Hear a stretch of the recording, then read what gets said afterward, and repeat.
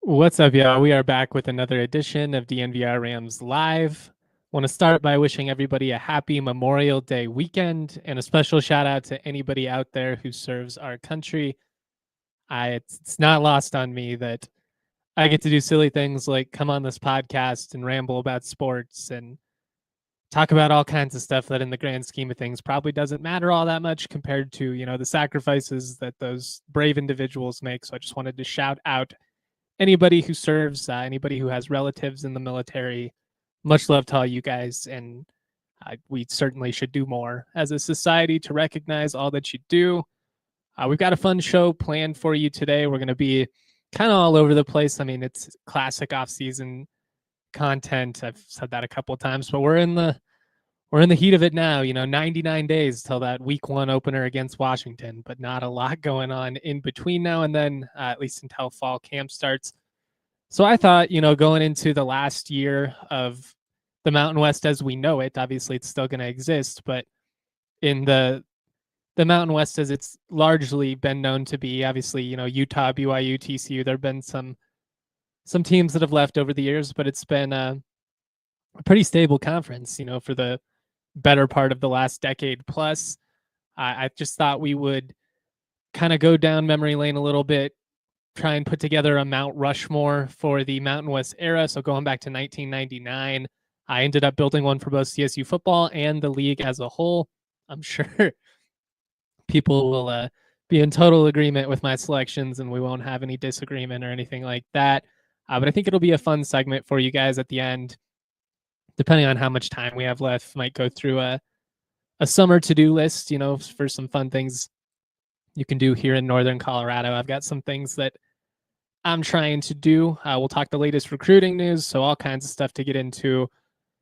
I did hear just at the beginning, want to give a couple of thoughts on the college football playoff changing the seeding process. It's not surprising at all. I think I said back in December or January or whatever it was that Mountain West fans, G5 fans specifically should enjoy Boise State getting a bye this time around because leagues like the SEC, the Big Ten will do whatever is within their power to ensure that never happens again. They couldn't stomach that. It's not surprising to me. I can't say that I disagree that the format needed some changing. Admittedly, I think the motives behind it are a little bit suspect, but I mean, it was kind of a wonky process, the way that they did it. Now it's just going to be a straight 1 through 12 based on the College Football Playoff Committee's most up-to-date rankings. Last year, obviously, the top 4 were Oregon, Georgia, Penn State, and Texas. But because the 4 highest-rated conference champions were able to get byes, that meant that Penn State and Texas had to play the opening round, while Boise State and Arizona State were able to get byes. I get wanting to reward the highest ranked conference champions. I like the idea behind that. Last year showed kind of some of the flaws behind that process, or at least some of the wonkiness that can occur by going with that format. But I mean, Boise State getting a bye year 1, that was the worst nightmare come true for all of these other conferences. Even like schools like Notre Dame, who will now be eligible for a first round bye with this new format. Like they just weren't going to stick with it. So it's not surprising that they've made a change to it this quickly. I think there will be more changes that come the next couple of years based on all the national reports. It seems like we're trending towards a very realistic possibility of a 16-team college football playoff. I think going any bigger than that would be absurd. But I'm sure we're going to do it because there's a lot of TV money to be made here. And frankly, like the SEC and the Big Ten, they're not going to stop until they can get, 7-8 teams apiece in the format. So I'm sure we're pretty close, to having play-in games and it basically being a college football invitational and not necessarily a true playoff. I don't love that. I don't love that basically all the decisions that they're making give more power to the SEC and the Big Ten. And ironically, I feel like the Big 12 and the ACC, who will probably be closer to being on par with, say, the future Pac 12 than the status of the SEC or the Big Ten, they should be all working together to try and, leverage some power themselves and also limit, the control that those other two leagues have at this point. It wouldn't shock me if they just do their own thing altogether at some point. Probably not in the next decade, but maybe after that. It seems like that's the direction we're heading. Less access for the have-nots and basically all of the access for those bigger conferences. It's disheartening, but none of the decisions that are made when it comes to the future of college football are made with the diehards in mind. It's made to try and capture the most TV viewers as possible. It's trying to appease the viewers in East Coast bars and fill those West Coast late night TV slots. It's not based on the history or the tradition or the things that the fans care about. It's just about how can we squeeze as many dollars as possible, despite the fact that there's been no shortage of revenue being made by these schools, by the NCAA, by college football as a whole. They're always going to push for more. And if that means that we're going to kill famous conferences, if that means that rivalries aren't going to exist anymore, they don't give a damn. I mean, we're seeing it right now. USC is getting closer and closer to getting rid of their Notre Dame rivalry. I mean, at what point are those USC fans going to look around and realize we don't give a shit about a single opponent on our schedule? Yeah, it's great you're playing Michigan. Yeah, it's great you're playing Ohio State. These big 10 programs that have all this status nationally, but you're also going to be playing Indiana. You're also going to be playing Northwestern and Minnesota and all these random games that nobody cares about. And you gave up, 100+ years of history to do so. It's greed. It's the root of everything with college football right now. And I think it's a big bummer, but it is what it is. No point sitting here and complaining over spilled milk or whatever. I mean, like, cat's out of the bag at this point. So it is what it is. We'll see what happens with the future of the college football playoff. I think it's always going to be an entertaining product. I just think that a lot of these decisions are based around how can we make more money for the top 20, 25-ish programs in the country, and not necessarily what is rooted in what would be best for the future of the sport as a whole, and especially the people that make this sport so relevant in the first place, the fans, the whole reason that it's worth all this money, the whole reason we care about it. It's just ironic to me that they can't see that at some point, if you push the fans away, it is going to cost you in terms of your bottom line. Let's move on. Let's get into some basketball stuff. Then we'll talk about the Mount Rushmore. I'm looking forward to that subject. We'll talk the latest recruiting scoop. CSU football added former Arizona cornerback Elijah Brown. He was not there for very long. He signed in the winter, so did not play for them, but had some nice production at the JUCO level as well as the high school ranks. We'll get into him. If you missed it, Nique Clifford yesterday was featured in an advertisement for a clothing brand owned by Russell Westbrook. Thought that was kind of cool. Feels like it's in line with what seems to be a rising stardom for Nique Clifford. I think he's really gaining steam here as we get closer to the NBA draft. Honestly, it would surprise me. I think he's more likely to be a lottery pick, to go like somewhere in that 10 to 14 range, than to see him fall out of the top 20. Weird stuff can happen. I mean, I know there's a lot of mocks that have him in that like 21, 22 range. And that'd be great. If he went that high, if he's a top 25 pick, that's going to be awesome. The guaranteed money that comes with being a first round pick, the investment, that the franchise is going to have in you, it's awesome. But it's just been cool to see, like, you're seeing people like, Jonathan Gavoni, one of the lead NBA draft analysts and experts, talking about how NBA teams just love the versatility that Nique provides and that he's really turning heads in some of these private workouts, out in Los Angeles. I just feel like his game is going to translate so naturally at the next level. And frankly, his skill set is just perfectly suited to thrive in the modern NBA. You can never have enough length. You can never have, enough wings that have defensive versatility, can switch, guard multiple positions, can step out and stretch the floor, but also are going to be able to, drive on you if there's open lanes and rim run and all the stuff we're accustomed to seeing. He's going to be a great defender. He's going to be a great rebounder. He's going to put his head down and work and do all the right things. I'm just really excited for him. And it couldn't have happened to a better dude. And it's great for the program, obviously. I mean, you look around and seeing, I wish I would have taken in my notes what college basketball aggregator account it was that created this list, but they had a list of the top 30 forwards in college basketball last year, and they had John Tonje as one and Nique Clifford as two. A couple of homegrown guys, here at CSU. I know Tonje obviously transferred out and ended his career elsewhere, but he spent 4 years in the program, and you could see it. He was well on his way to, kind of elevating his status in his last year of the program. I do feel like him moving on did make sense, especially with Nique coming in the next year. I don't know how well those two would have worked together. They just kind of have similar skill sets. Nique's a much more impactful defender, but you get the point. I just think it's great for the visibility, for the status of the program, when you can look and say, we've had 4 guys that we've been able to develop and ultimately send on to the NBA, which was not something that we saw very frequently over the years. I mean, you go back and look, Jason Smith obviously had his time in the sun. He was really the only name we had for a decade plus. And Gian Clavel, Emmanuel Amagbo, they got a little cup of coffee, in the G League and stuff like that. Some time with Miami and Dallas and the Warriors. I think Amagbo got some looks with, but it was not a regular thing for CSU basketball to be associated with the NBA, to be viewed as a program that if you went there, you had a realistic path to the NBA. And that's significantly changed in the last 5-6 years.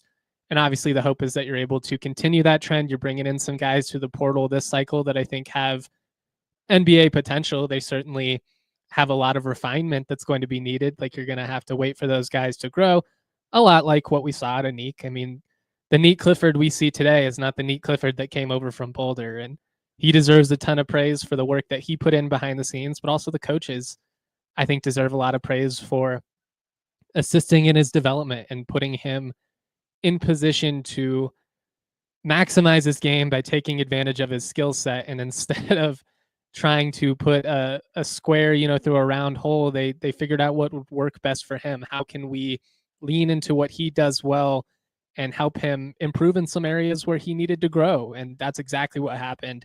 He's in a great position going into the league.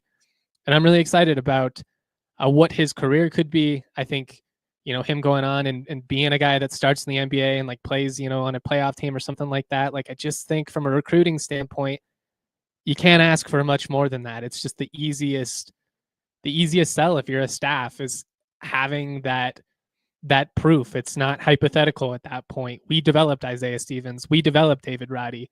We took Nique Clifford, who was a shell of himself by the time he left CU, and now he's going to be a fucking lottery pick. We took John Tonje, who didn't have a single other offer, I think, other than Nebraska, Omaha, and we made him a guy that was coveted by the biggest programs in the country. And two is now going to have an opportunity to go to the NBA. I mean, that's not normal. And I do hope that the fans can appreciate the growth that this program has seen in the last decade. And obviously the results are what matter the most. The winning is what's going to stick with everybody more than anything. Like, there are programs that don't do a whole lot of winning and they still send guys to the NBA. That's great. If you don't have the winning, it doesn't feel quite as sweet in the end. It feels a little bit hollow. But with what the program's been doing from an individual talent development standpoint to a team success standpoint, it's just in a really great position right now. And I'm excited about the future. And I think, promoting Ali to the head coach and maintaining some of that continuity, I think that's going to be great for CSU. And while I inherently, just like traditionally, am a little bit skeptical of the internal promotion or the, taking an interim guy like David Adelman and ultimately giving him the head coaching gig. I just think at times we can draw the wrong conclusions based on too small sample sizes, especially this Nuggets scenario where you have a great coach, but a tough coach to play for in Michael Malone, he's intense. He's going to get after you. He's going to coach you hard. I think it's human nature for things to feel a bit lighter and for the guys to be a little bit looser if you then switch things around and have a players coach like David Adelman. Of course, the guys are going to be feeling a little bit better in the immediate, but what about the long term? Is this going to be sustainable? I will say I believe in Adelman. I think he would have got a head coaching gig elsewhere, a lot like Ali. If CSU didn't pick him, I think somebody would have. So I think he's worth taking that gamble on. But it's going to be interesting to see. Not very often in my professional career, or even like in my time as a sports fan, have I been this on board for the internal hire. And obviously I pounded the table for Ali Farouk-Manesh. I don't know if I've ever campaigned for somebody quite like I did for him. I just wholeheartedly believe in him. But I believe in DA too. So exciting times for basketball fans around the state. Sometimes the right guy is in-house. All right, we're going to take a quick break. We're going to talk about the latest CSU football edition, latest transfer portal move, talk about a secondary that's looking highly athletic, very intriguing going into the year. And we'll get into that Mount Rushmore stuff. Whether on the road, at home, or somewhere in between, First Bank makes banking easy, convenient, and secure. Their mobile banking app allows you to check balances, pay friends, manage your money anytime, anywhere. Here's the best part. Open a new First Bank checking account today. You can earn $300. First Bank is all about helping you stay on track. The tools make it simple to stay in control of your finances without the hassle. No matter where life takes you, First Bank gives you the freedom to bank how and when works best for you. So if you're ready for better banking and the chance to earn a little extra, head to efirstbank.com/bonus. That's efirstbank.com/bonus to open your account.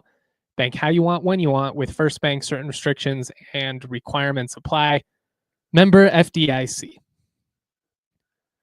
I also want to talk to you about the Hall of Fame app. This is not your buddy's group chat or, a message board or something like that. I'm telling you guys, I got the lock of the century. This parlay can't lose. You got to ride with me. None of that. This is analytically driven. The Hall of Fame app gives you advanced stats, historical data, all the powerful tools you need to help you bet smarter. They feel like all of the information that's available, that should be accessible to the bettors. We always talk about how the house has the advantage. With the Hall of Fame app, whether it's MLB, NBA, NFL, NHL, or even college sports, they're helping you, even the odds a little bit, basically. They're trying to put you in the best position to have success as a bettor, to have all the information possible. What's really cool is it's really intuitive. It's easy to use. It's fun to just mess around on. And what's great is once you build up a, bet and you have what you want, you can just import it straight from there to, FanDuel to DraftKings, whatever. It's really pretty cool. For a limited time only, our listeners not only get a 7-day free trial, but they get 50% off their first month when they use the code DNVR at checkout. Download the Hall of Fame app on iOS and Android, or visit hofbets.com. Enter the code DNVR and you are all set. Shout out to the Hall of Fame app. All right. If you missed it yesterday, CSU Football has added another member to the secondary. I felt like the staff did a great job in terms of addressing the positions of need, some of those holes that they had in the secondary coming off of the 2024 season. That said, you can never have enough corners. Like I would sign 100 of them if I could, and obviously that's hyperbole, but you get what I mean. 6'2", 185 pounds. Elijah Brown started his career at El Camino College, community college out in California. He ultimately signed with the University of Arizona after 1 year in that program. Signed this past winter. For whatever reason, that obviously didn't work out. He decided to re-enter the portal, and now he is a CSU bound. He played in 10 games in 2024 as a freshman, 38 tackles, 5 interceptions, as well as a forced fumble. So pretty solid production in a small sample size. But I mean, anytime you can add a guy who has basically averaging an interception every other game. Like, that's great ball production. He was recruited heavily by Cal and Arizona before he signed with the Wildcats. Yeah, not sure what didn't work out there. Sometimes you get to a place and it's just not the right scene for you. You know, it can be 8 million things. Like, Arizona might just be too hot, or, you know, there might not be enough to do in Tucson, or maybe you don't vibe with the coach the way you expect, or maybe you thought you had a position coach and then that guy left for another school. And now all of a sudden you're working with some guy you don't like. Maybe you were promised something and they recruited over you. Like, there's 10 million things that it could have been.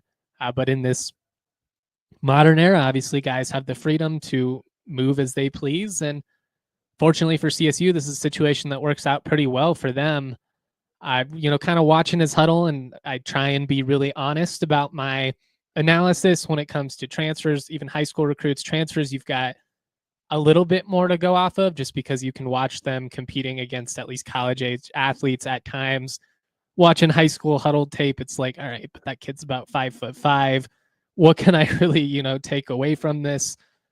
But I like what I see. He's got a good frame. You know, he's got good size in terms of being 6'2", 185 pounds. That's pretty good for a Mountain West corner, especially if you could put, you know, another 5 pounds or so on without losing the speed. There aren't a lot of guys with a 6'2" frame in this league at DB. I think he's got good length, but he moves well. I would say he's faster more than quick, but he does have good closing speed. There's a couple of instances where for a second I thought he was beat, and then he's able to read the pass and, you know, make a nice play on the ball. He uses those long arms well. He's very aggressive. I will say that. He looks like a guy who at times could pick up some penalties for you. And I don't hate that. Honestly, as a corner, like if you're getting called left and right, obviously that becomes problematic. But I would rather have a guy who's willing to be aggressive, who's willing to make a play on the ball than somebody who's, you know, playing a little too cautious. That's just inherently how I would rather be, especially with guys on the defensive side of the ball. All the rules favor offense anyways. Like, at times you're going to have to take some risks. I think that he should be a pretty natural fit in this Tyson Summers defense, which obviously is going to play really aggressive. And they've put themselves in a position to be able to do so. I would have said, if you tried to take the makeup of the defense these last couple of years and you wanted them to play a Tyson Summers brand of football, without Mo Camara, at least, I don't know how successful you would have been. I have been critical of Freddie Banks at times, just with the way that they would kind of drop back into, you know, like a prevent zone and just really not put any type of pressure, force the issue on the offense at all. That said, in his defense, I don't know if they had the linebackers that could run well enough to play a Summers man. I don't know if they had the corners either. You know, I think these last couple of years they had guys do all right. You know, Dom Jones had a nice little stretch. Chiggy obviously had a nice stretch. Even Dom Morris, who like isn't gonna impress anybody in terms of like how he physically tested or anything like that, but he had some nice plays. I liked his mentality out there. What I love about what they've done this offseason is they have gone out and they have added legit size and athleticism in that secondary. I mean, the corners that they brought in, they all can run. They're big, they're strong, they move well. Obviously, it's, you know, their instincts and everything. We're going to see how that plays out. Like, you can run well, but, you know, can you cover? We shall see. But on paper, you've got to like what this staff has done in terms of bolstering the athleticism of the secondary and going out and getting guys that fit the frame of what you need to play this aggressive style of defense. And are you going to get burned at times? Yeah, you are, because that's what happens when you send that much pressure. If you don't get home, it can leave you in a pretty vulnerable spot.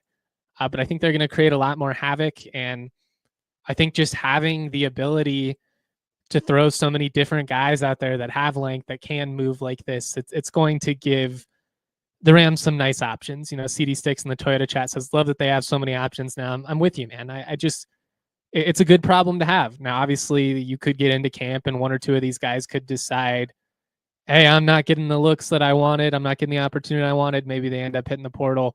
I'd have to look at how some of the calendar stuff works with that. They change it every year.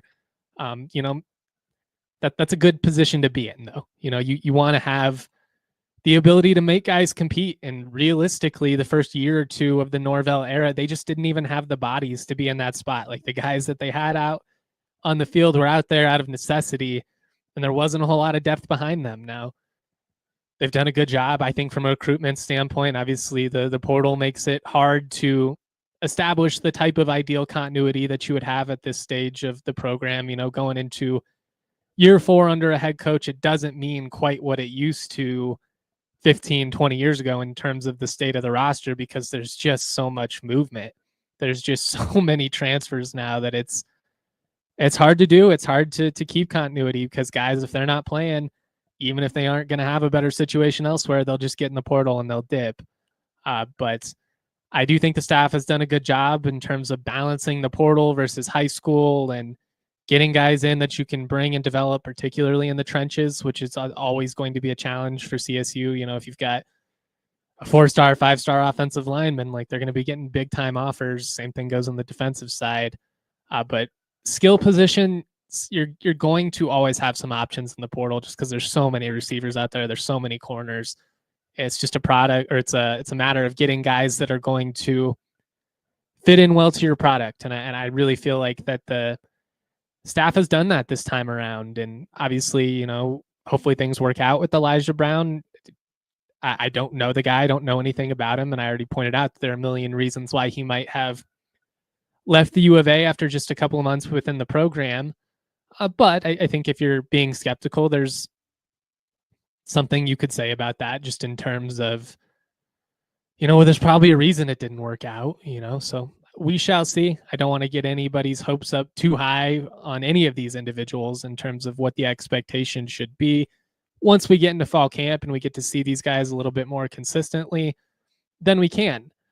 But in terms of what they've done, at least on paper, I really like the direction of the program, and I really like where they're at from a roster standpoint going into the year. And I would say, I don't know if I would have felt that way, in early February. I was pretty nervous. Like, you lost a lot of guys on both sides of the ball, about 50% of your main contributors. So it's just always a little bit unnerving when you have that much movement, when you have that many guys to replace. But I commend Alex Collins. I commend the recruiting staff. I think we're seeing some early dividends here with CSU as a program being significantly more invested in football. But, as I've said a couple of times now, that's the double-edged sword, because what comes with increased investment is increased expectations. And it's kind of do or die, for this staff going into this year. I just feel like the general consensus is that you have a third-year quarterback. You've got,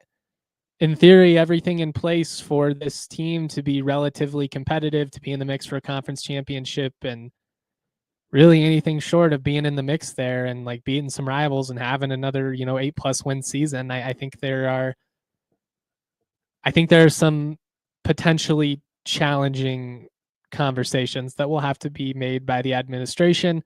That said, you could have a hot start and silence all of the doubters right off the bat. I mean, you go out, you beat a Washington or a Washington State, you take care of business against, UTSA and Northern Colorado, the teams you should be at home in your non-conference slate. And, there could be a lot of excitement, going into October. I just think those first 6 weeks are really going to be pretty pivotal for CSU in terms of setting the tone of what type of season this is going to be. I think there's a world in which, there's like even a move made in season, like that could definitely happen. The fact that they haven't locked him down with a long-term contract extension, I think that speaks to at least a little bit of skepticism and a little bit of, we're still in wait and see mode from the admin in terms of like, is this the program we want going into the Pac-12? Obviously, they're trying to be bold here. They're trying to make a little bit of noise, and the Arizona Bowl, like, that wasn't good enough. It just wasn't. And it's unfortunate that that's how a relatively successful season was capped off, but it put some added pressure, into things going into this year. And the pressure to succeed is legitimate right now. I guess that's the way I would phrase it.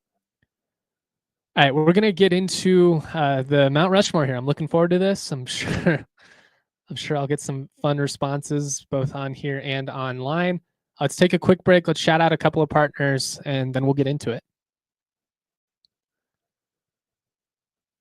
100% pure nicotine, always tobacco free. Lucy Breakers are pouches with a little extra surprise. If you're a pouch man like myself, you know that some of the brands out there, it can be a little bit like chewing on a straw wrapper, just texturally. It's uncomfortable. It's not what you're going to want, especially after a minute or two. It's like one of those brands of gum that you put in and just immediately loses its flavor. And now you're sitting there chewing on it like, ugh, this is nasty. With Lucy Breakers, though, they've got a little capsule that can be broken open. It releases extra flavor and hydration, solves all of that. I can't say enough good things about Lucy. I love that they got a 4 milligram option, which is perfect for me. Sometimes that 3 isn't quite hitting, but 6 can be a little bit overwhelming. They've got great flavor options. I'm a mango man, but I also enjoy cinnamon. You really can't go wrong with any of their options. I've yet to have one that I didn't like. But go to lucy.co/DNVR, use the promo code DNVR to get 20% off your first order. Lucy does have a 30-day refund policy if you change your mind. That's lucy.co. Use that code DNVR to get 20% off. Here comes a fine print. Lucy products are only for adults of legal age. Every order is age verified. Warning, this product contains nicotine, and nicotine is an addictive chemical. It's stinky season, y'all. You gotta deodorant up. You just got to. I know there are some people out there that think, oh, I don't smell that bad. It's others. No, I promise you, if it's June, if it's July, you stank and you got to cover it up for the people around you. If not for you, do it for the people that you love. And Mando is the best way to do it because they can help you not only with your underarm smell, they can help you with all your stench zones. You know, maybe you got a stinky belly button, you know, your pits, your butt, your balls, you name it. You can put Mando on it. They've got full body deodorant. It was created by a doctor who saw firsthand how normal BO was being misdiagnosed and mistreated. Mando's great. They've got scents geared towards men, bourbon leather, Cloverwoods, Mount Fuji, Pro Sport. And with their starter pack, it's a great way for any new customer to try out Mando. You're going to get solid stick deodorant plus cream tube deodorant, which is great, you know, for like your belly, your girdle, some of that other stuff. Plus 2 free products of your choice, like mini body wash and deodorant wipes, free shipping on top of that. As a special offer for our listeners, new customers can get $5 off that starter pack with our exclusive code. That equates to over 40% off your starter pack. Use that code DNVR at shopmando.com. That's shopmando.com. Please support our show. Tell them we sent you. Smell fresher, stay drier. Boost your confidence from head to toe with Mando. All right, if you're rocking live with us and you wouldn't mind giving us a thumbs up on YouTube, I certainly would appreciate it. Throw your questions, comments, etc. my way in the Toyota chat. If I don't get to it right now, I promise you I will get to as many as we can at the end of the show. But without further ado, let's go down memory lane a little bit and let's talk about the Mount Rushmore of Mountain West football. And I'm excited for this topic because I already know that no matter how much thought I put behind it, no matter how fair I try and make it out to be, there's going to be Boise fans, there's going to be San Diego State fans, Wyoming fans, there's going to be CSU fans that are not stoked with my choices. It's tough. This was actually a lot harder to put together than I expected. One of the things that I really found a struggle to balance was how much do you weigh longevity versus peak? You know, with the realignment stuff, some of these guys, they played part of their career in the Mountain West, but they played part of their career elsewhere. Typically, they started in the WAC, and then that school came to the Mountain West, both with the original Mountain West programs, obviously in the late 90s, and then some guys like, you know, from those early Boise State teams, Utah State, Fresno, etc., in the 2011-2012 timeframe. I ultimately decided that while I personally value longevity and I do think it should count for something, it might be a tiebreaker if all things are even. I tried to determine who are just the most individually dominant players that have come through the Mountain West and CSU football. Your NFL career is not relevant to this discussion. It obviously contributes to what type of status and profile you have nationally. It's not to say that it's completely irrelevant, but Josh Allen, for instance, was great at Wyoming. He's not even top 5, though, if I'm listing the 5 most dominant quarterbacks that I've seen come through the Mountain West. His ceiling is probably higher than any of them, and athletically, incredible. And in his defense, he wasn't playing in an offense that, allowed him to spread it around. They didn't have much receiver help outside of Gentry. The dude never really had a great receiving option. But I just want everybody to keep that in mind. Even Shaq Barrett, for instance, who was, the 2013 Defensive Player of the Year. Shaq Barrett going into the NFL is not 2019 Shaq Barrett, who's the NFL Defensive Player of the Year and leads, in sacks. Like, he's that stuff.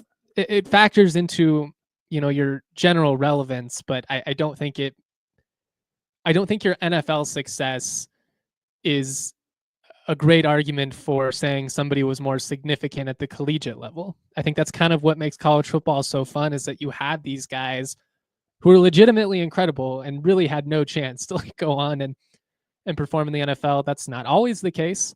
But I just wanted to add some of this context, before people come for me. But without further ado, I guess we'll start with the Mountain West, and then I'll give my top 4 for CSU as well. Brace yourself, Ram fans. I did not pick any Rams for the Mount Rushmore of the Mountain West era. I really wanted to. I tried hard to make cases for Higgins, for BVP. Trey McBride, I think, was the closest, honestly, to being the guy that I would put. But as much as I bleed green and gold, I did want to try and get this as accurate as possible, and I couldn't do it. I couldn't say that they were the most individually dominant folks I've ever seen. So I'll give you my choices, then we can kind of give some other people that I considered. But 2 of the people I picked on this list only played 1 year in the Mountain West, respectively, and another guy was a 2-year guy. And I struggled with that because I do think, like, the guys that are 3-4-year starters, we remember them so well. That legacy, that status, like, that does count for something. But also, when you're just that much of a beast in your time period, even if it's only a year or 2, like, to me, that's what I was going for. I was just going for the most dominant, the most productive, the people that are clearly, some of the most talented to have ever come through the league. A lot of great choices that were left off. So with that, number 1, the only defensive guy on the team, Brian Urlacher, New Mexico. He only played 1 year in the Mountain West, the first year in 1999. He was incredible his entire time at New Mexico. People forget he played both sides of the ball. His production, I mean, his junior and senior seasons, and obviously only his sophomore and junior years, because I think he went pro after 3 years. It was insane. Now I'm only factoring in the 99 season for this, where he was the outright Mountain West Player of the Year. They used to do an offensive and defensive player of the year plus an outright player of the year. 1999 season, Brian Urlacher, before he was a top 10 pick for the Bears, 154 tackles as a backer/safety, 5 forced fumbles, and he had 6 touchdowns as a wide receiver on the offensive side of the ball. One of the biggest physical freaks that has ever played in the league, like, just one of the biggest athletic mismatches that there has ever been. And it's one of those things that bums me out when I think of the state of New Mexico football now versus, I mean, even 20 years ago. Like, they were a legitimately competitive program, and there were some great players that came through there. Urlacher's the easy example, but even someone like Dontrell Moore, I considered him heavily for this list, one of the most dominant running backs we've seen. I just couldn't do it in the end. It was tough. It was tough to leave him off. Some of these other guys, though. I did go with Kellen Moore. I couldn't make up my mind between Rippon. I know broke a lot of his records, but I'm telling you, like, Moore in 2011, he played the quarterback position as well as anybody that I've seen in the league. And there have been some great ones. Derek Carr was a stud. I think that I think Garrett Grayson, in 2014 was awesome. Alex Smith was the number 1 pick. Like, he was obviously really good. But Kellen Moore in 2011 and that Boise State offense was just unreal. Like, he finished top 10 in the Heisman voting 3 different times, actually. But in 2011, he threw for 3,800 yards, 43 touchdowns. I've just never seen anybody be as dominant as him at QB. And I went back and forth with the Boise State stuff because I was like, do I go him? Do I go GNT? What about some of these other guys? I wanted to try and have as much representation as I could. I ended up putting Kellen Moore, and I don't have Ashton Jeanty on it. I went back and forth. I think Jeanty is as good as anybody I've seen, so maybe this is done. I might have to change that on the spot. It's really hard to leave him off. Him or Donnell Pumphrey. That's where I go back and forth on. I think they're the most individually dominant running backs I've seen. I know Capri Bibbs was awesome. 31 touchdowns in 2013. It's tough to argue against. Do people realize Donnell Pumphrey had 6,400 rushing yards and 61 touchdowns? He had like 3 straight 1,500-yard seasons. You knew, a lot like Jeanty this past year, you knew he was getting the ball and you could not stop him. Just period. He was a beast. I put Pumphrey because I wanted to have more representation. As I'm doing this, I'm starting to lean more towards GNT. Maybe we'll put that to a vote, and we'll let the people decide who should be that last choice in terms of the running back. But then I also went Devontae Adams, and Adams is the most individually dominant individual I think I've seen play in the Mountain West. You could not cover him. He had 3,000 receiving yards and 38 touchdowns. He only played 2 years of college football. Think about that. He had 38 touchdowns in just 2 years. It's insane. Fresno had a stretch there with Carr and him where they were just on another level. Kills me not to put Richard, but I think if you were drafting a team of the all-time Mountain West receivers, Devontae Adams has got to be number one, even though statistically speaking, when you look at receiving yards, David Anderson, Rashard Higgins, Gallup, they're like all top 5. Torrey Horton, they're all right there in the mix. But I just have a hard time picking against Devontae. He is such a beast. He's so big. He was fast. Like, it just, there wasn't anything you could do. These poor Mountain West corners are like 5'11", 175 pounds, and they're trying to deal with this just monster of a man out there, and Derek Carr's just throwing what would be considered 50-50 balls up, and it's a 90-10 ball if you're trying to cover Devontae Adams. I guess I'm going Urlacher, Kellen Moore, Ashton Jeanty, and Devontae Adams. It kills me to leave Pumphrey off. That's a game time decision on the fly. Had Pumphrey in there originally, but Jeanty, maybe it's recency biased. I don't know if I've seen anybody quite like him. Other people consider Derek Carr, Bradley Van Pelt, Rashard Higgins, Trey McBride, Brett Rippon, who statistically has a great case, but a lot like why I guess I'm going to go GNT over Pumphrey is if you did the eye test, you would take Kellen Moore over him 100% of the time. And Pumphrey was a stud, don't get me wrong, but he's not GNT. Rashad Penny, another beast. The San Diego State had a stretch there for like 5 years where they were just producing back after back. Alex Smith. Weddle was pretty good when he was at Utah. I don't know if I'd put a Mount Rushmore convo, but Josh Allen, Weston Steelhammer, the Air Force DB. I saw a couple of people throw his name in the mix on Twitter. Underrated pick. You go back and you look at his production, pretty impressive. But that's what I went with. That's my Mount Rushmore for Mountain West football. We're going to go Urlacher, Kellen Moore, Ashton Jeanty, and Devontae Adams. Had Pumphrey in there, but had to make a judgment call on the fly, and we decided to go with a little bit of a pivot. I am going to get into the CSU Mount Rushmore here before we get out of here. If you got any questions, comments, etc., throw them my way. We've got 2 more partners we got to shout out, and then we'll keep the fun rolling. Trucks have always been a part of Toyota's DNA. For generations, Toyota's built durable legends destined for greatness and perfect for Colorado. Whether you're conquering off-road trails or hauling the weight of the world, there's a Toyota truck that's just right for you, like the all-new 2024 Tacoma or the Land Cruiser. Toyota has 17 models with available all-wheel drive or four-wheel drive like the Epic 4Runner. They also offer more low and zero-emission vehicles combined than any other automaker to give customers numerous choices to reduce their carbon footprint. With 16 hybrid vehicles to choose from, like the Tundra iForce Max hybrid truck, Toyota SUVs take command on the road and on the trail, so you can explore the road less traveled without sacrificing smooth city rides in SUVs like the RAV4 and Grand Highlander. Toyota is a proud partner of CSU Athletics. They're the official vehicle of DNVR. Toyota, let's go places.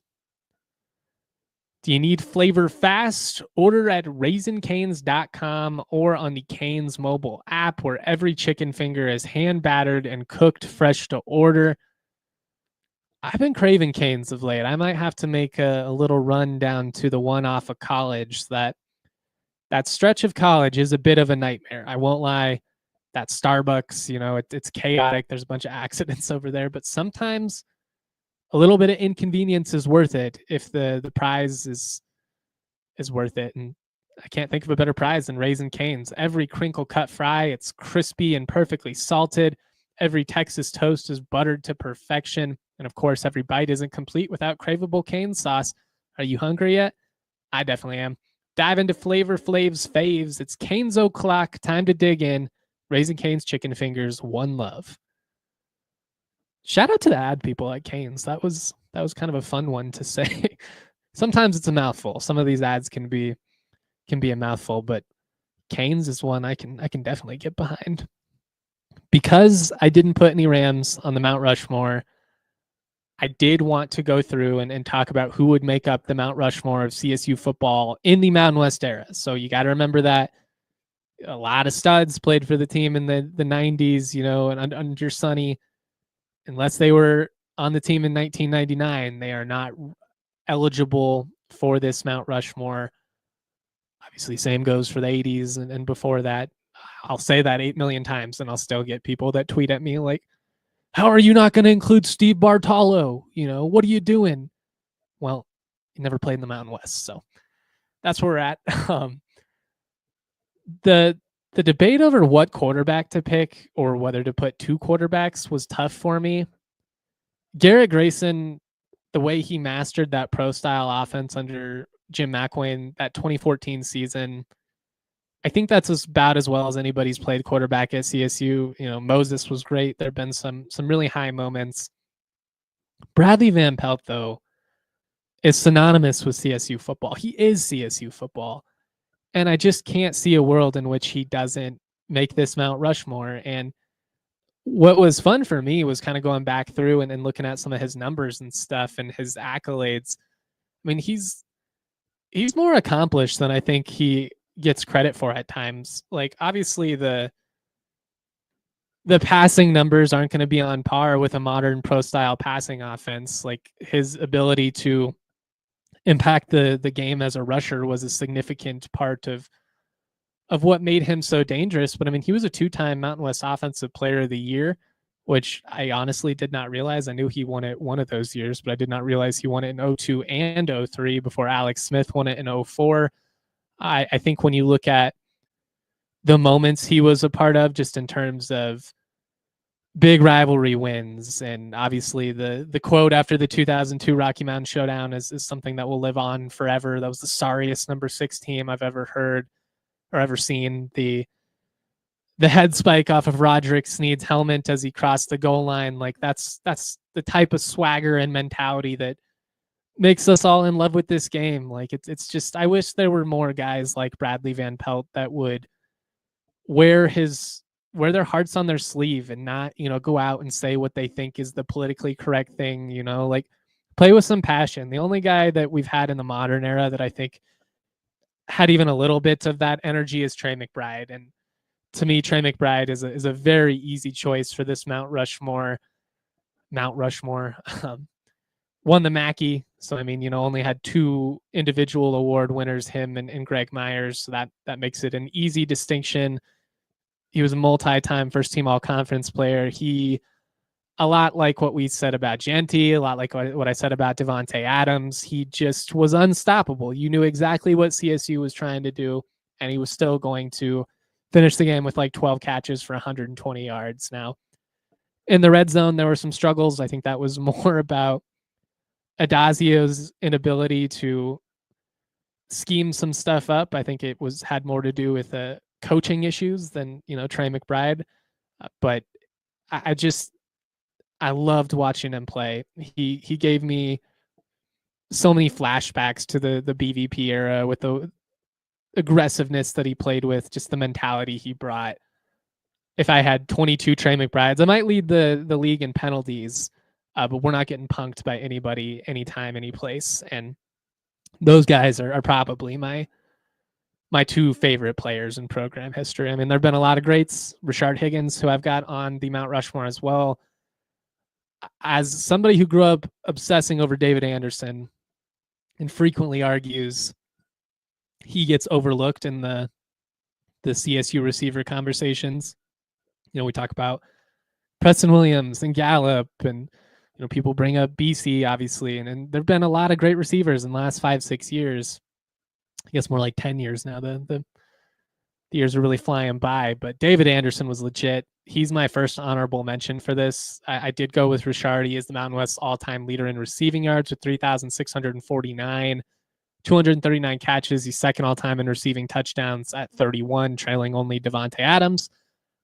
Higgins, and really like halfway through 2013 through the end of 2015 was about as impressive as any individual in CSU football history. So I think those three are easy. The fourth one, a little bit tougher.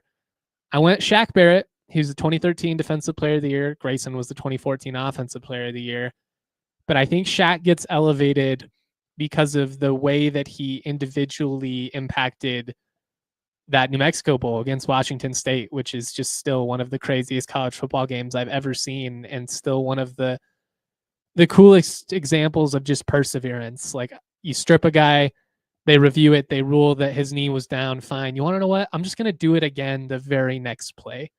The will that he displayed that day, the refusal to lose. Like, I just think Shaq's got to be represented in this group. So I've got BVP, Higgins, Trey, and Shaq as my CSU football Mount Rushmore of the Mountain West era. Honorable mention, Grayson, Capri Bibbs. Keeping Capri off hurts my heart. Just the lack of longevity compared to those other guys. Again, like, it's not an end-all argument for me, but I do think it's a factor. Torrey Horton's in the combo. David Anderson's in the combo. Weston Richburg, I don't think would be commonly picked by the fans, but I think he's a pretty underrated player. And like, if you were making an argument of who was the best individually at their respective positions, I think it would probably be Trey as a tight end or Weston as a center from the Mountain West era. Of like, those guys were truly masters of their craft. CD Sticks in the Toyota chat with a great honorable mention. Gartrell Johnson. If we were just making an all-time vibes roster, Gartrell would be really high. He's one of my favorites. He was somebody I struggled to embrace a little bit at the beginning because I was such a Kyle Bell super fan that it was hard for me to like root for the success of anybody else. I was so devastated when Kyle Bell got hurt.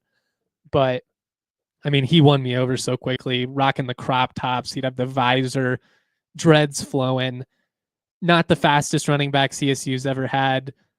Not even close to the best. Like, he's probably not even top 5, but just highlight plays and swagger. Like the moment with Joey Porter in the end zone and in that 2008 BYU game, it's just something I'll never forget. But that's where I'm at. Like, I think there's some tough omissions there. Capri's probably the hardest. Garrett Grayson was tough for me. But BVP is CSU football. I mean, other than Sonny, obviously, and we were only going players here, but those two are like what I would consider as the faces of the program, even to this day.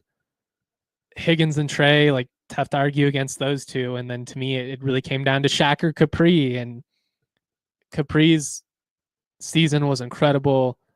I just have a soft spot for Shaq Barrett, and maybe that's my bias, but I would be interested to hear what many of the fans would say in terms of who they would rather include or leave out in a debate between those two. Because I think BVP, Higgins, and Trey are almost unarguable. Like, we can argue about anything, but I think their cases are pretty rock solid.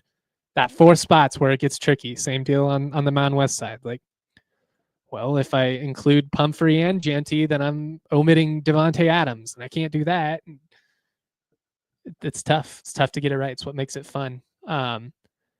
We are going to get out of here in just a second. I've got a question here from Taylor in the Toyota chat. Would you take a guaranteed 7-5 football season, beating both Air Force and Wyoming again, or let it play out for better or for worse? That is a very fun thought exercise from our good friend of the program, Taylor. Oh, man. I can't say that any season in which you win 2 trophy games, particularly this year with all the added context of it being the last year of the Mountain West as we know it, who knows when we're going to play Air Force again. You would really like to go out in this era of football on top with wins over your rivals. Those guys really, owned you for the better part of 15 years here. So I'm tempted. I think a 7-5 season would probably be not enough, though, in the eyes of most fans. Now, some of it would determine on how good those teams are. Like, is this 2014 where Air Force is a 10-win team, or is it 2015 where they're a 2-win team? Like, I think how competitive they are, whether they're viewed as great wins or not, probably factors into that.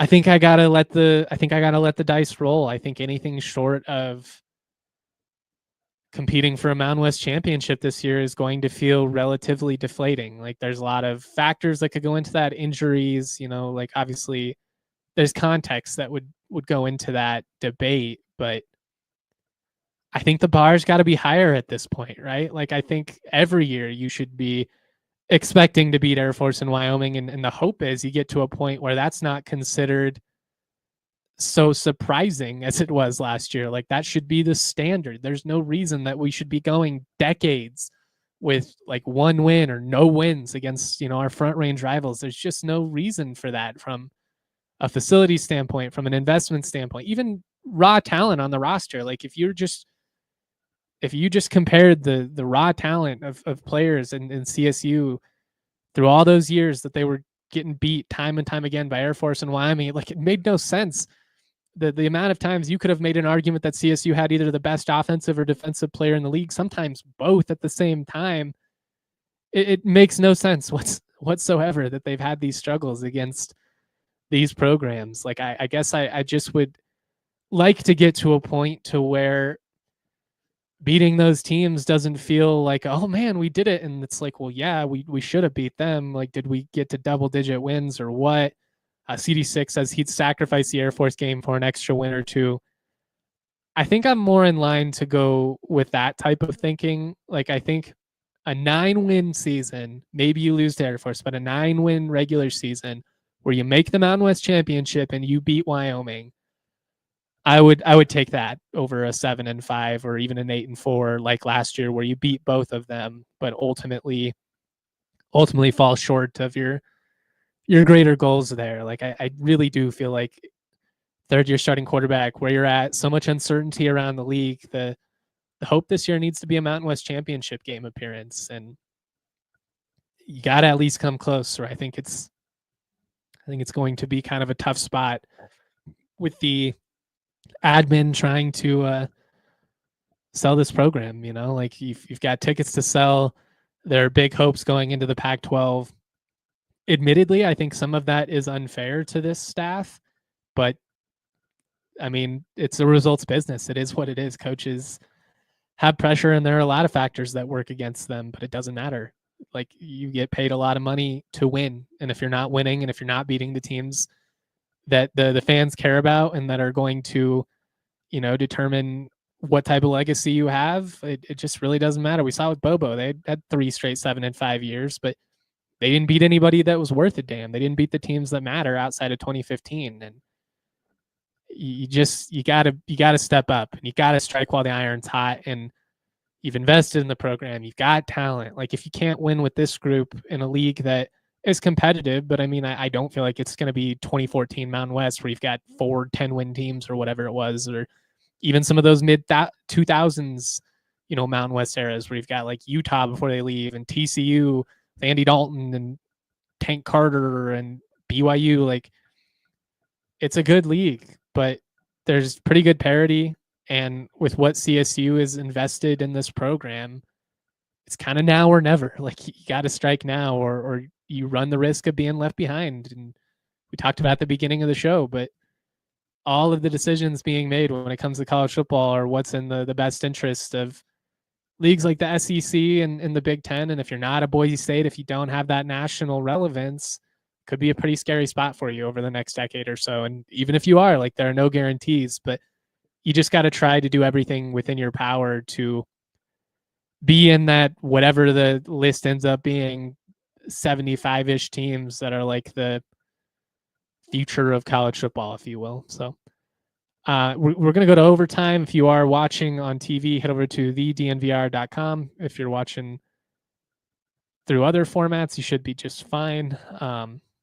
Taylor wants to know thoughts on the 18.5-point spread at Washington. Excited to make that road trip after the 52-0 last year at Texas. I mean, I feel like 18.5 is probably pretty fair. Like it was always going to be at least 2 touchdowns, I would say. There's a lot of uncertainty with Washington going into year 2 under Jed Fish. That's probably the only reason it's not 20 plus points.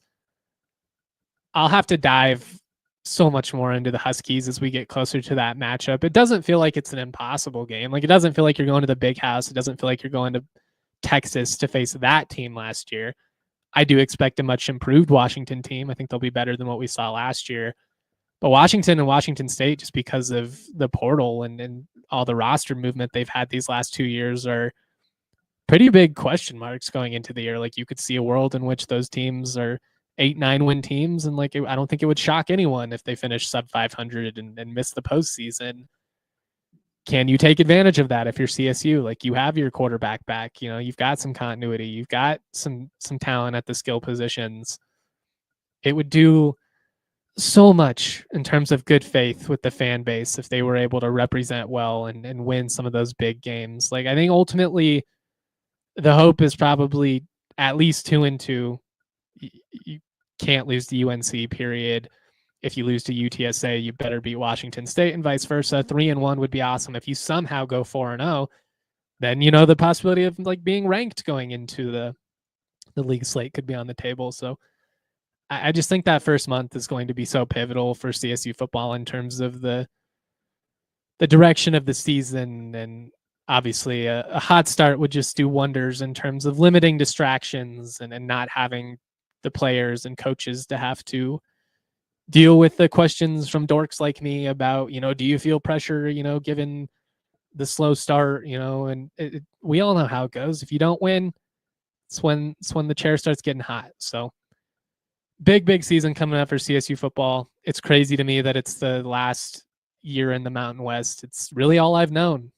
I mean, they formed the league when I was 4 years old. I'm about to turn 30. I don't know if I ever realistically, I guess, other than like the hope 10 years ago when we were all pushing for the Big 12, I don't know if I ever realistically thought there would be anything other than the Mountain West. I thought the Mountain West had an opportunity to expand. Like, I think the old Mountain West could have had a reverse merger with Washington State and Oregon State for a million reasons. I understand why that didn't happen, but it is pretty weird. It is pretty weird to think about that this is it after, all these years, a quarter century of history together, that so many of these schools that we have known for so long will be kind of a distant memory. Like, you still have the border war, but even like New Mexico and UNLV, I guess, depending on what happens with them, it's going to be weird. And I feel a little bittersweet about it. I'm really excited about the direction of CSU.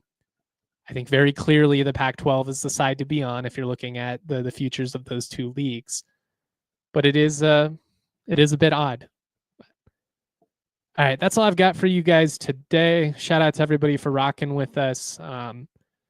Looking for off-season recommendations. So if you've got shows, if you've got movies, whatever, books, send them my way. I certainly would appreciate it. Or off-season topics. I'm going to get into some written content. Needed a little bit of a break to kind of reset after the Stanley Cup playoffs, coming off of the NCAA tournament and everything else. Had been going nonstop since early August, but I'm looking forward to like really diving into the preview content. We'll go position by position and we'll preview every game and we'll talk about all the biggest storylines, and we'll set the scene well for what is a big season in this program's history. Said it a bunch of times, but it's do or die. It's now or never. Much love, y'all. Always proud to be. Peace. We all silly like the mayor.